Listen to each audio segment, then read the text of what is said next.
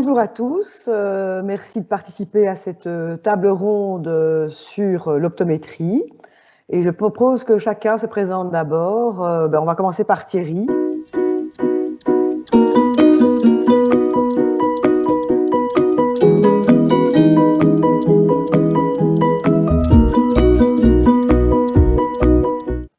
Bonjour à tous, donc je suis optométriste, donc je travaille dans un magasin d'optique et d'optométrie dans le Brabant wallon.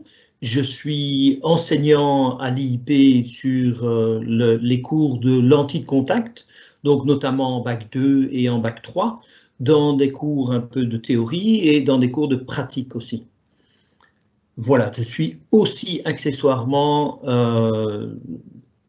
impliqué dans l'association professionnelle des opticiens optométristes belges. Merci Thierry. Lisa?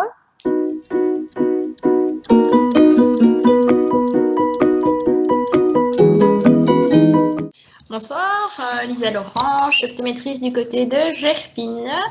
Je travaille beaucoup l'optométrie et la contactologie également. Je suis sortie donc de l'IIP ex-IORT en 2016 et suivie d'un DSO à l'Université de Paris-Sud-Orsay.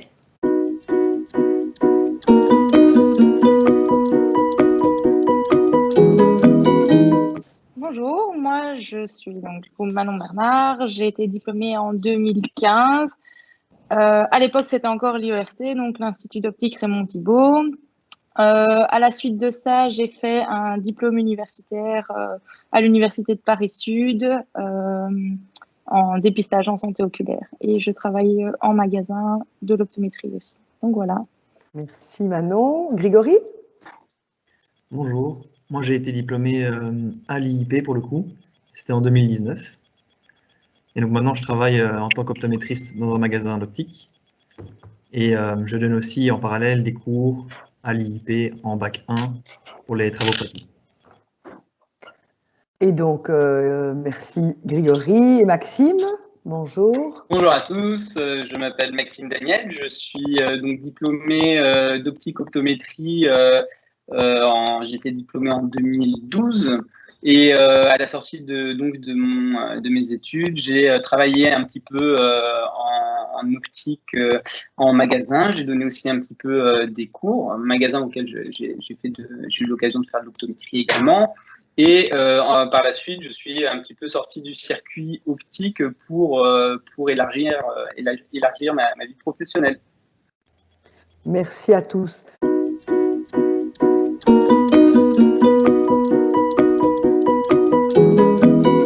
Je vais peut-être rapidement me présenter parce qu'en fait, je suis la seule qui n'y connaît absolument rien en optométrie. Je me proposerai de poser des questions pour éclaircir certains points. Je travaille également à l'Institut Ilia Prigogine et je m'occupe de l'encadrement des étudiants en optométrie, mais également en psychomotricité. Et donc voilà, je viens ici en profane et je vais tenter donc de modérer cette table ronde.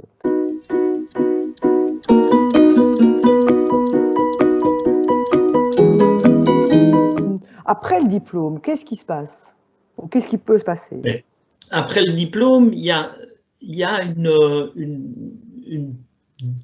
plusieurs disciplines possibles. L'avenir est fait sur la reconnaissance de notre diplôme en tant qu'orthoptiste optométriste.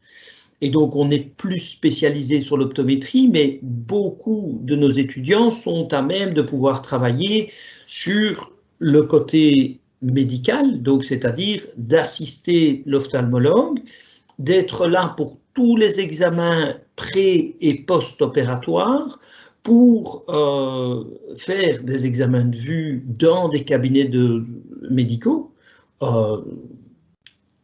examens de vue qui sont évidemment chapeautés par l'ophtalmologue et où l'ophtalmologue va, lui, s'occuper de faire tous les gestes médicaux comme le fond d'œil, les tensions oculaires, mais tous les autres actes techniques peuvent être pris en charge par l'optométrie. C'est une partie qui est tout à fait possible.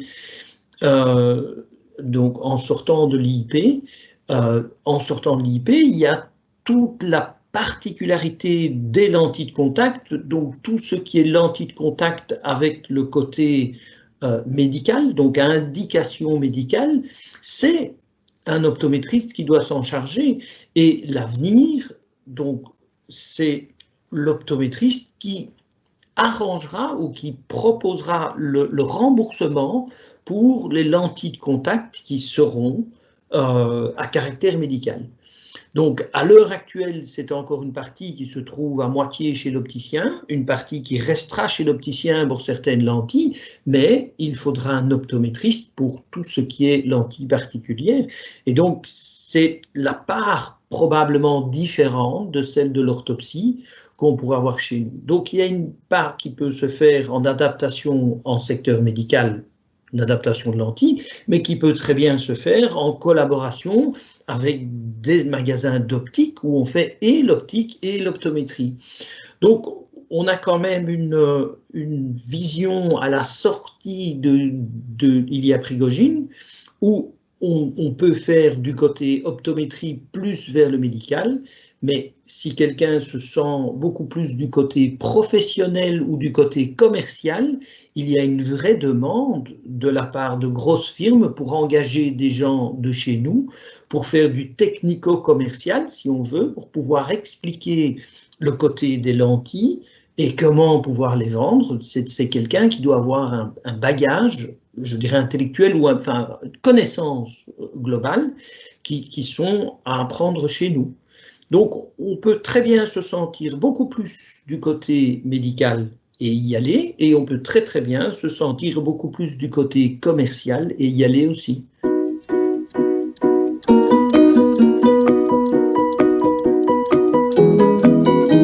Une des possibilités est de se diriger vers la France et de proposer son dossier à l'Université de Paris-Sud-Orsay pour pouvoir compléter le bachelier de l'IIP avec un master. Il faut d'abord passer par le DSO, donc une unité qui sert en dépistage de santé oculaire, qui est la partie que j'ai faite personnellement, pour pouvoir après avoir accès à un master et avancer encore plus loin au niveau de l'optométrie, au niveau de la contactologie, et d'avoir aussi un petit peu une idée de ce qui se fait dans les pays aux alentours, la France, mais aussi du côté anglo-saxon avec le Canada, puisque l'Université de Paris-Sud permet un stage à l'étranger également. Ok. Donc, ce qui veut dire que le diplôme de l'IIP est reconnu en France.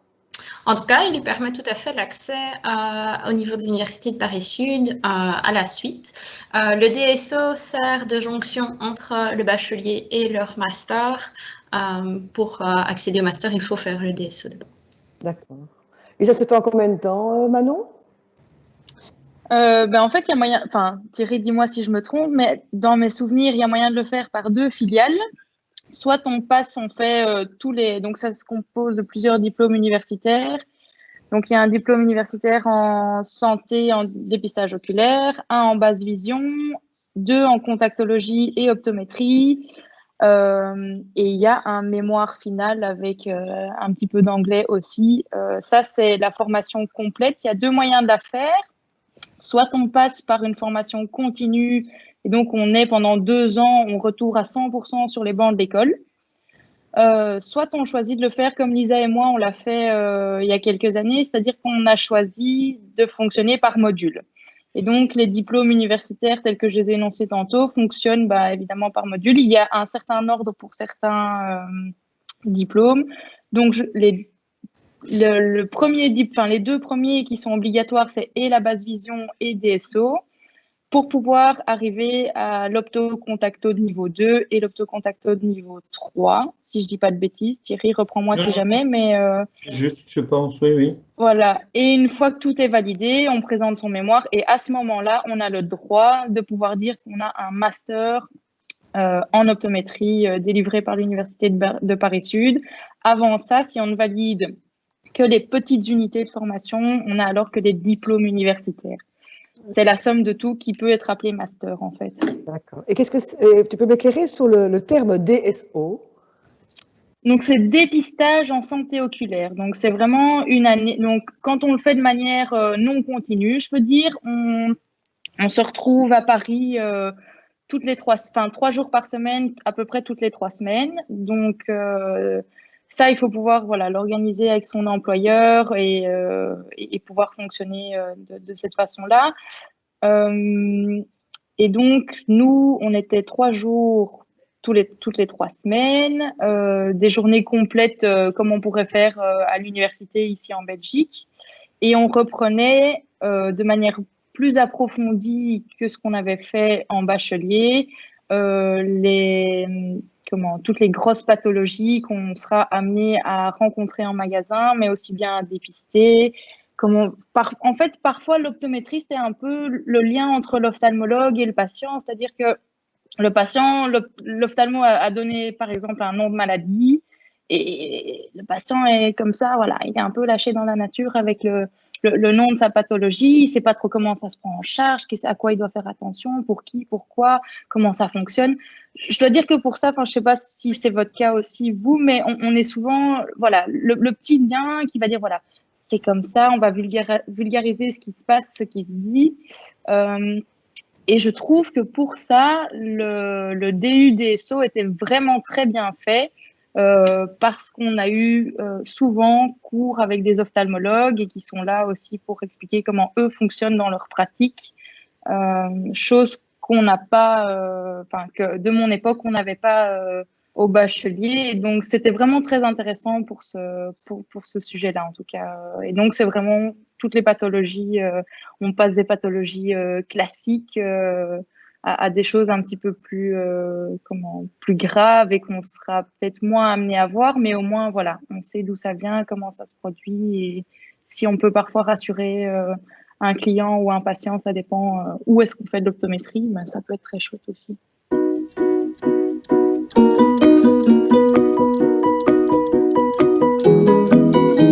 On est allé de notre plein gré dans le but de se former, d'avoir plus d'informations, d'être vraiment beaucoup plus performante, entre guillemets, pour ce qu'on voulait faire. Et donc, on vient tous avec le même principe, c'est-à-dire que on est tous sur le terrain les 3/4 du temps.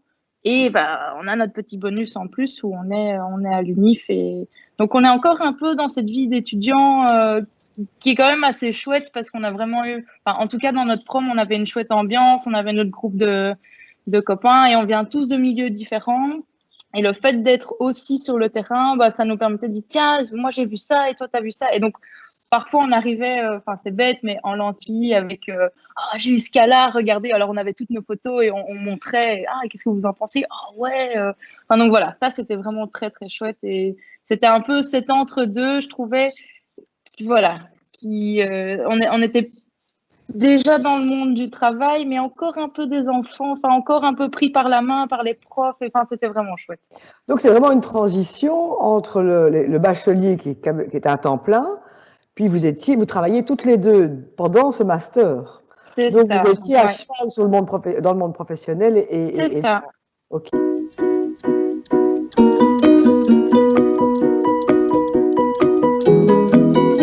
Et votre vie à l'IIP, puisqu'on parle de l'Institut Prigogine aujourd'hui, donc vous disiez que c'était trop théorique par rapport à la pratique. Peut-être Grégory, qu'est-ce que tu en penses, toi, de ton expérience à l'Institut en tant qu'étudiant? De mon expérience, trop théorique, je dirais pas. Parce que je pense que c'est un domaine, évidemment, qui m'a beaucoup intéressé. C'est pour ça que j'ai fait mes études là-bas, jusqu'au bout. Et donc, de par mon intérêt pour tout ce domaine-là, j'ai été ravi d'avoir toute cette théorie, en fait, qui m'a appris beaucoup de choses, qui m'a motivé, plus j'en apprenais, plus j'en avais envie. Et donc voilà, j'ai été ravi de ce système-là. Mais c'est vrai qu'on dit qu'on a beaucoup de théories à l'IIP, plus que probablement dans d'autres écoles. Et vis-à-vis de ça, je me retrouve vraiment dans les avis qui ont été donnés, de dire, une fois que j'ai fini, une fois qu'on a fini son diplôme à l'IIP, est-ce qu'on a envie de travailler ou est-ce qu'on a envie de poursuivre les études? Là, pour moi, l'option Orsay est en fait géniale de pouvoir, d'un côté, poursuivre la théorie, parce que quelque part, on peut dire qu'on n'en a jamais assez, il y a toujours des tas de choses géniales à apprendre, Et à côté de ça, la pratique qu'on peut faire en magasin, qu'on peut faire auprès d'un ophtalmologue ou autre, pour justement appuyer les savoirs qu'on apprend et mieux mémoriser tout ce qu'on apprend en théorie. Je voudrais quand même rebondir sur le fait de dire qu'on est quand même un métier, non, des études qui sont proposées à l'IIP sont quand même des études professionnalisantes. Donc, c'est-à-dire que l'engagement de l'IIP, c'est de mettre quelqu'un au travail, à la sortie, s'il en a l'envie. Ça veut dire quoi? Ça veut dire que oui, il y a de la théorie, mais il y a bien assez de pratique normalement que pour que la personne qui sorte puisse être, et on va mettre des guillemets, opérationnelle sur le terrain. On n'est jamais opérationnel le premier jour parce qu'on est un peu perdu par rapport au mur de gauche, au mur de droite, mais les gestes techniques ont normalement été appris. Non, voilà, je veux bien votre avis là-dessus, à tous les trois, sur le rappel que vous avez, au moment où vous avez reçu votre diplôme de l'IIP, est-ce que vous êtes senti pas du tout opérationnel ou opérationnel au prix d'évidemment quelques adaptations, mais ou tout à fait. Mais je pense que par rapport à cette théorie, on est quand même bien dans une ouverture vers la pratique. Voilà. Je ne sais pas ce que vous en diriez, vous. Enfin, je ne sais pas si quelqu'un voulait parler. Moi, je trouve que oui, effectivement, on a eu beaucoup de... Enfin, et encore, c'est quelqu'un qui va faire Paris dira que de la théorie à l'UR, enfin, à l'Institut Prigogine, c'était encore... Enfin, c'était à côté, c'était gentillet. Mais en tout cas, oui, on a eu de la théorie, mais cette théorie, personnellement, m'a toujours permis de tôt ou tard retomber sur mes pattes dans mon travail. Alors, évidemment, on sort de l'école, tout n'est pas tout ce qu'on connaît, tout ce qu'on sait ne sont pas des réflexes, ou en tout cas des choses bien ancrées, mais j'ai rarement eu, ou en tout cas été confrontée à quelque chose que je n'avais pas au moins une fois vu en théorie à l'école. Ça a été quelque chose de rare, et souvent, si je tombais sur quelque chose qui n'allait pas, par exemple, si je recherchais un peu dans mes cahiers, parce qu'évidemment, on ne retient pas toujours tout, j'avais au moins une réponse ou quelque chose, ou une piste, ou voilà. Donc, pour moi, la théorie, dans ce cas-ci, n'était pas spécialement une mauvaise option, d'autant plus que j'ai eu j'ai travaillé avec des gens qui n'avaient pas fait les mêmes études que moi, ou en tout cas qui ne venaient pas des mêmes écoles. Et je pense que autant avec les années, on peut rattraper de la pratique, autant on ne peut pas rattraper de la théorie. Quand il y a une lacune en théorie quelque part, malheureusement, c'est difficile, sans l'avoir vu ou entendu sur les bancs de l'école, de retomber sur ses pas, de pouvoir avoir des solutions ou apporter des solutions. Donc, beaucoup de théorie, oui, mais franchement, mieux vaut beaucoup de théorie qu'on peut rattraper avec de la pratique, et généralement on est assez malléable quand on vient de l'école d'où on vient, parce qu'on a justement cette capacité à apprendre beaucoup de choses que parfois on n'a pas via notre école. Juste peut-être une petite chose ici, c'est parce que Maxime n'a pas encore pris la parole concernant son parcours à lui, à l'Institut, mais lui aussi il a poursuivi ses études après, et donc ce sera intéressant de voir un petit peu ta vie à l'Institut, ta formation, et comment elle s'est poursuivie. Est-ce que tu es rentré dans le monde professionnel ou bien tu as choisi une autre voie? Est-ce que tu pourrais partager ça avec nous? Avec grand plaisir. Alors, je vais faire une petite transition avec le sujet sur lequel on était tout à l'heure, qui était sur l'aspect théorie de l'IIP. Et pour avoir fait donc 2 diplômes dans le monde optique, on va dire, général, donc j'ai fait le BTS dont on parlait tout à l'heure, le diplôme français, et le diplôme d'opticien optométriste de l'ex-IWRT, donc actuel IIP. Effectivement, il y a le diplôme que j'ai pu faire en France était peut-être dans les thèmes, dans les sujets plus terre à terre, mais c'est aussi principalement parce que l'IIP va accéder à un niveau de connaissance qui nécessite des prérequis. Donc, il faut vraiment construire une base. Mais cette base n'est jamais futile, n'est jamais de trop. Vraiment, donc pour avoir, donc effectivement, après avoir eu ce deuxième diplôme qui était le diplôme de l'IP, J'ai travaillé en tant qu'opticien optométriste. Et toujours, comme disait Manon, j'ai pu faire des liens avec quelque chose. Je suis tombé sur des choses étonnantes parce que voilà, statistiquement, on tombe toujours sur des cas un petit peu particuliers de temps en temps. Et je pense ne jamais être tombé sur un cas où je me suis dit mince, il faut que j'aille chercher quelque chose parce que ça m'est complètement inconnu. Donc j'avais toujours eu de près ou de loin une idée de l'origine de la chose. Donc effectivement, de manière différentielle, de manière comparative, on peut trouver je comprends qu'on puisse trouver qu'il y a de la théorie, mais c'est de la théorie qui finit par être pratique. Et donc dans mon cas, oui, donc j'ai travaillé dans le monde de l'optique-optométrie, j'ai donné des cours aussi un petit peu, en une version professionnelle pour les assistants d'opticiens, où j'étais coordinateur, donc très intéressant. En même temps, je travaillais en tant qu'opticien optométriste et je reconstruisais une version d'un métier qui existait en France, mais pas forcément en Belgique. Donc c'était vraiment une chouette période. Voilà, mais ça m'a permis aussi de faire quelque chose d'autre que la ligne toute tracée.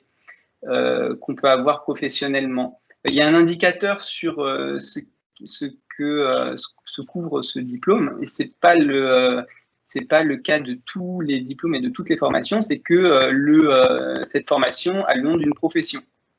Et c'est pas toujours le cas. Si vous faites des études de philosophie, de mathématiques, vous voyez pas une profession au bout.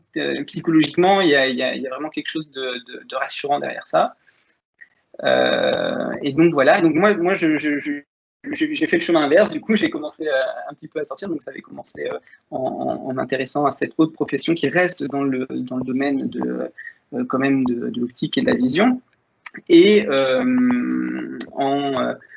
bref, le chemin qui m'a mené là, c'était que je participais au groupe de recherche de l'IIP. Et à un moment, on avait parlé d'un besoin de master pour pouvoir avoir un certain financement de la région wallonne. C'était le projet FIRST, je pense que ça s'appelait. Et il fallait un master. Et en fait, on n'avait pas réussi à avoir ça parce qu'il n'y avait pas de master parmi nous et dans notre groupe. Et donc, voilà, dans la semaine, je m'étais renseigné un petit peu sur ce que je pouvais faire. Et là, j'ai trouvé le master de santé publique après avoir un petit peu fait ma recherche dans le monde académique. Et ce master de santé publique à l'ULB, en fait, que j'ai fait, donc qui s'appelle le master de santé publique, politique, système et promotion de la santé. Il y a 3 autres déclinaisons, donc vraiment on a un choix. Et je ne regrette pas de l'avoir fait maintenant parce que en plus d'avoir cette profession que je peux faire, vers laquelle je peux retourner et qui m'intéresse beaucoup, qui m'a beaucoup intéressé, je peux m'ouvrir à d'autres métiers. Soit des métiers qui nécessitent un master. Alors, si vous allez regarder les demandes d'embauche aujourd'hui, vous pouvez voir des job descriptions qui demandent un niveau master obligatoire. Alors, il n'y a pas forcément de thématique au master. Soit parce qu'il faut très exactement un master de ce genre-là pour être embauché. Par exemple, si vous voulez travailler dans une association représentative auprès des institutions publiques, auprès des institutions européennes, par exemple, vous pouvez, dans une association de domaine de santé, vous pouvez avoir besoin d'un tel master. Voilà. Les autres thématiques, par exemple, on avait une thématique de master, donc parmi les 3 autres masters, de gestion d'établissements de santé. Donc il y a certaines professions qui, pour pouvoir passer chef infirmier, par exemple, doivent avoir ce master-là. Donc vraiment, il y a un univers des possibles qui s'est ouvert au niveau professionnel. Et j'ai pu accéder à cette chose parce que j'avais le bachelier de l'IIP. Sans ce bachelier, donc ce bachelier donne des crédits européens, comme n'importe quel bachelier qui est reconnu. Thierry, si je ne me trompe pas, je pense que c'est Bologne, l'accord de Bologne, le traité de Bologne. Oui. Voilà. Et donc, ce sont vraiment des ECTS qui permettent d'accéder à ce type de master. Donc là, par exemple, c'est un master, ce qu'on appelle orphelin. Donc, il n'est pas lié directement comme Orsay peut être lié au master, au bachelier d'optique optométrie. Mais voilà, donc à l'époque, j'avais dû faire une validation d'acquis par l'expérience parce que l'optique optométrie n'était pas encore reconnue. Mais à partir de cette année, l'optique optométrie est reconnue pour le master en santé publique de l'ULB et donc il suffit de postuler et faire une inscription tout à fait habituelle et de suivre les clous en fait, voilà, simplement.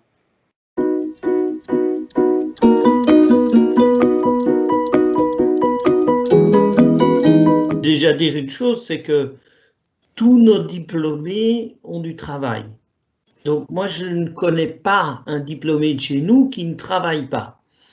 Après, il ne faut pas venir chez nous pour avoir un travail, il faut venir chez nous parce que le travail vous intéresse, bien sûr. Hein. Mais les possibilités sont larges. Et avant de peut-être ce qu'on a fait déjà maintenant, d'expliquer ce qu'il y a moyen de faire après, comme autres études, on a quand même un diplôme en sortant de l'IIP qui permet de travailler, mais qui permet surtout d'avoir un travail. Donc de véritablement un travail qui, moi, personnellement, et je pense qu'il faut poser la question à Grigory, qui est le plus jeune sorti, que je trouve valorisant, personnellement. Donc voilà, je crois que chacun peut donner son avis là-dessus, mais c'est peut-être pour moi le point de départ. Je ne sais pas ce qu'en pense Grigory. Bah, pour le fait d'avoir un diplôme au sortir de l'IIP et de trouver un travail, je me sens vraiment bien concerné parce que effectivement, moi, j'avais même pas mon diplôme qu'on m'a contacté en disant bah, dès que tu auras ton diplôme, viens travailler chez nous. Oui. Il y a une reconnaissance spécifique de ce diplôme de l'IIP en fait. Mais je pense que l'IIP est une école d'optométrie très connue en Belgique et que les praticiens de Belgique savent ce que ça vaut un diplômé de l'IIP. Et donc, forcément, il y a une demande à ce niveau-là. C'est une carte de visite, donc. Je confirme ça aussi parce que, et je pense que Lisa, c'était la même chose pour toi. On a eu nos diplômes et quasiment le surlendemain, on travaillait déjà, et je crois que c'est pareil pour Grégory aussi, où on était, en tout cas, on savait où on allait aller et on était déjà en job étudiant là où on avait été en stage ou des choses comme ça. Donc, on était, si on s'est inscrit au chômage, c'était plus pour le principe parce c'est ce qu'on nous disait au sortir de nos études, c'est qu'il fallait le faire.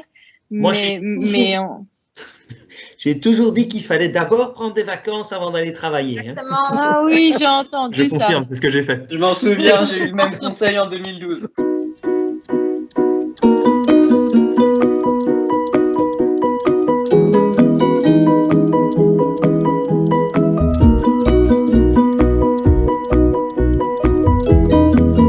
Initialement, moi, j'avais eu mon bac un petit peu à la surprise, je crois, et donc j'avais essayé de trouver ce que je voulais faire.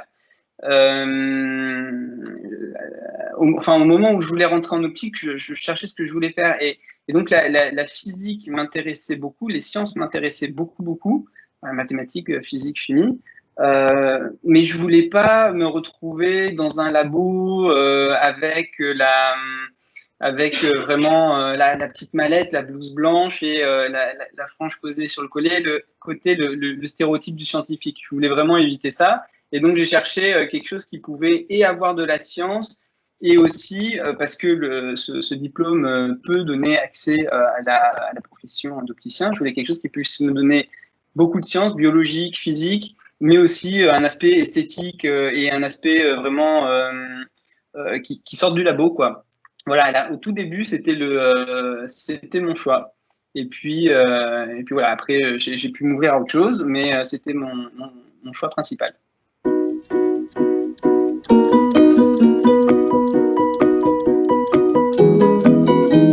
Moi, pour mon choix d'études, c'est voilà, j'étais en secondaire, à la fin de mes secondaires, et effectivement, il fallait penser à la suite, dans quoi se lancer, et j'en avais aucune idée à la base. Mais par contre, je savais les matières qui m'intéressaient. Et donc, mon lycée m'a demandé d'avoir un stage d'observation en 5e secondaire et 6e secondaire. Et je venais d'être confronté aux opticiens, parce que je devais me mettre à porter des lunettes.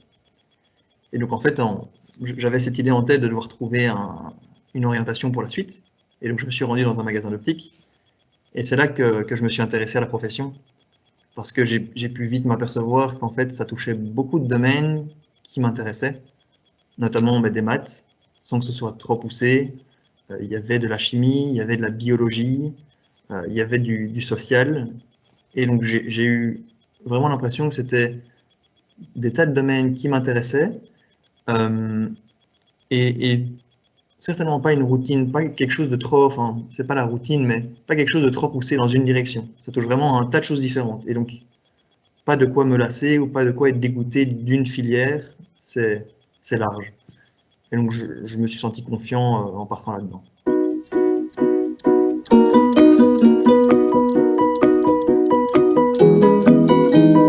Moi, je pense que contrairement aux autres, ça n'a pas été mon premier choix au sortir de mon année de réto. J'étais partie sur quelque chose de très médical. Voilà, je me retrouvais pas spécialement dans ce que j'allais pouvoir faire via ces études-là. Mais j'arrivais à exprimer le fait que le côté médical, paramédical, voilà, me plaisait assez bien. Et oui, cette proximité avec les gens, voilà. Et c'est plus pour des choses comme ça que moi, je suis arrivée en optométrie. Mais donc, contrairement à tout le monde, pas du tout une première vocation de base. Et au final, complètement épanouie dans ce que je fais. Donc,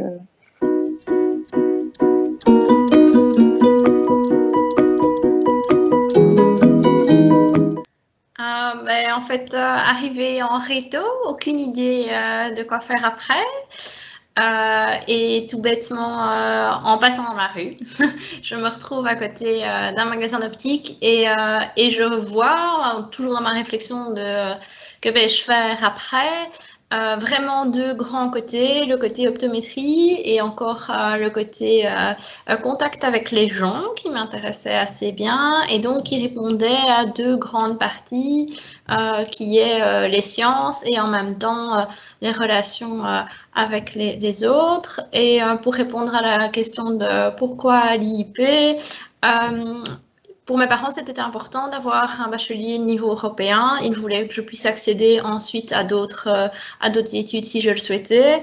Et ça, l'IIP le ferait. Et donc, c'était vraiment pour la qualité de l'enseignement et des bases de théorie, mais aussi de pouvoir m'arrêter ou continuer et de pouvoir faire des choix par la suite. Parce que quand on sort de réto, oui, c'est un beau coup de poker de choisir un métier qu'on ne connaît pas forcément, qui est un métier qui est peu connu des gens de l'extérieur. Tout le monde voit ça en disant oui, on ne sait pas trop ce que c'est, opto quoi. Et donc, ça permettait soit entre guillemets de m'arrêter au bachelier et de pouvoir pratiquer directement ou de pouvoir continuer.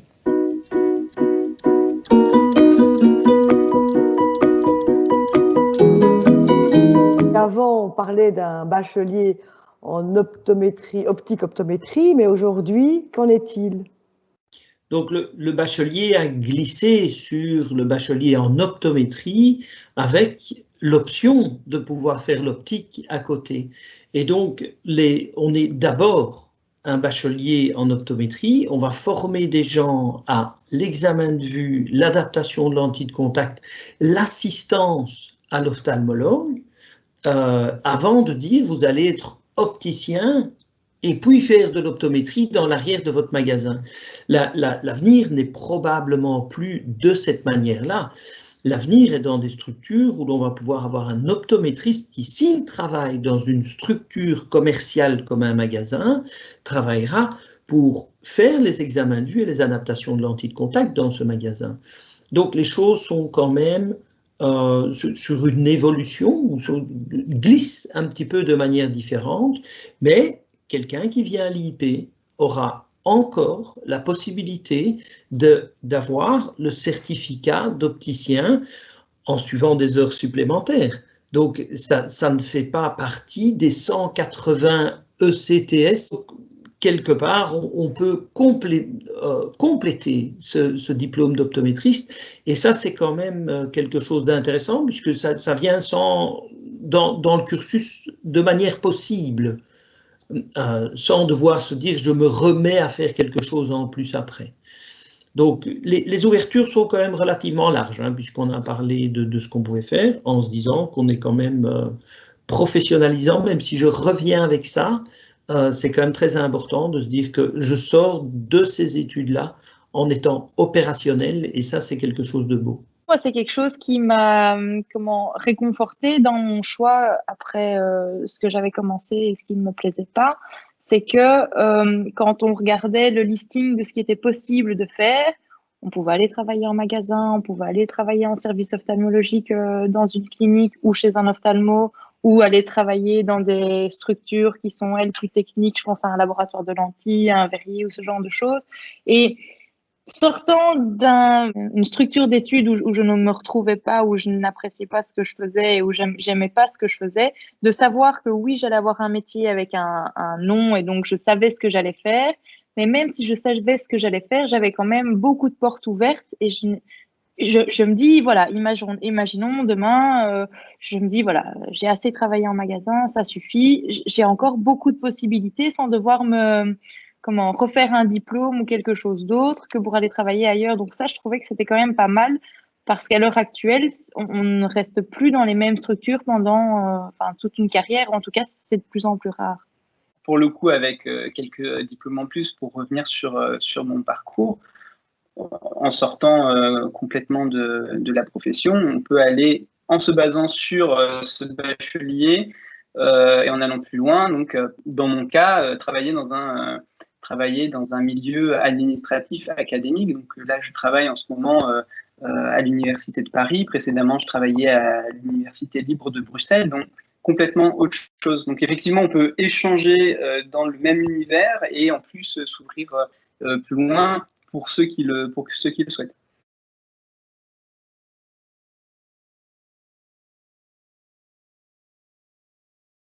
Je dirais que oui. Donc comme j'avais expliqué tout à l'heure, on m'avait demandé à m'employer alors que je n'étais même pas encore diplômé. Après, j'ai quand même suivi le très bon conseil de Thierry de prendre des vacances une fois diplômé. Donc là, je me suis permis d'en profiter encore une dernière fois, d'avoir une longue durée de vacances. Et en fait, pendant cette longue durée de vacances, j'ai eu une nouvelle offre d'emploi et c'était ici chez un ophtalmologue. Et donc, du coup, ça m'a permis de faire mon expérience plus d'un côté médical de la profession. Et j'ai fait mon expérience sur un CDD de 6 mois. Et puis, j'avais une possibilité pour la suite, mais j'ai volontairement choisi de repasser plus du côté magasin et optométrie, opticien. Mais que ce soit du côté de l'ophtalmologue ou du côté magasin optométriste, les deux débuts ont été assez faciles. J'avais tout le bagage pour maîtriser que ce soit un emploi ou l'autre. Et donc, j'ai pu rapidement me faire, que ce soit à l'équipe, au matériel, au système. Et ça a été vraiment facile, je dirais. Ouais.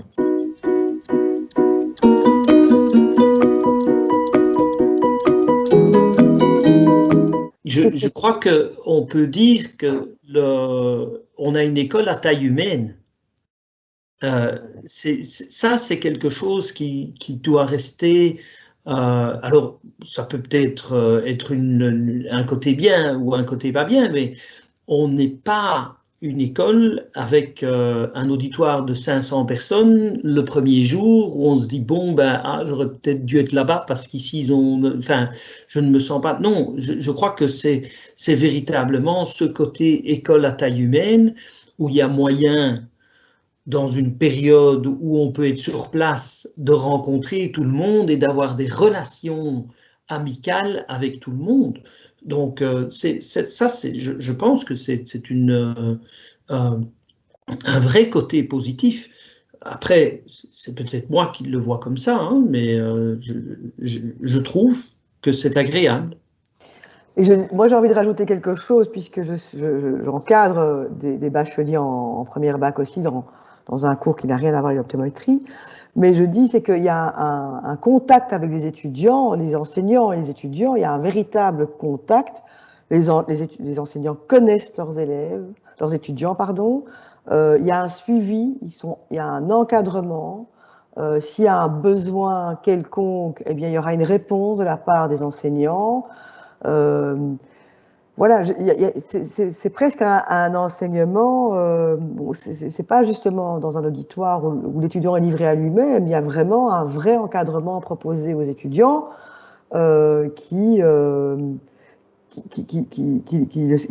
les enseignants les suivent tout au long de leur cursus. Il n'y a pas de personne n'est laissé, que ce soit jusqu'au bout au TFE, ou parfois il y a certains étudiants qui ont des difficultés. Il y a un véritable suivi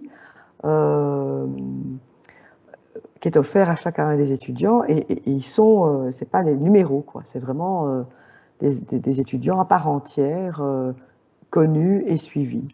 Je me permettrais de rajouter que c'est une école à taille humaine, mais avec un équipement et du matériel de qualité, qui permet quand même à l'étudiant de voir du matériel. Alors, on n'a pas toujours dans la pratique professionnelle accès à ce matériel, mais pour apprendre, on a quand même, en tout cas sur le campus d'Erasme, on avait vraiment tout ce qu'il fallait pour pouvoir apprendre dans des conditions plus que correctes, puisqu'on a accès à des machines, à des équipements, à du matériel qui permet d'apprendre et d'aller plus loin aussi.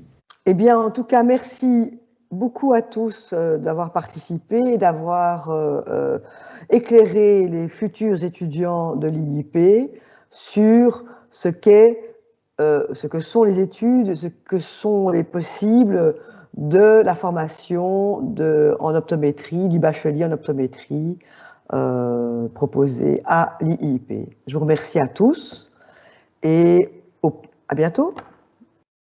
Merci beaucoup. À bientôt, oui. Au revoir. Au revoir. Au revoir. Au revoir, à Au bientôt. revoir. Au revoir.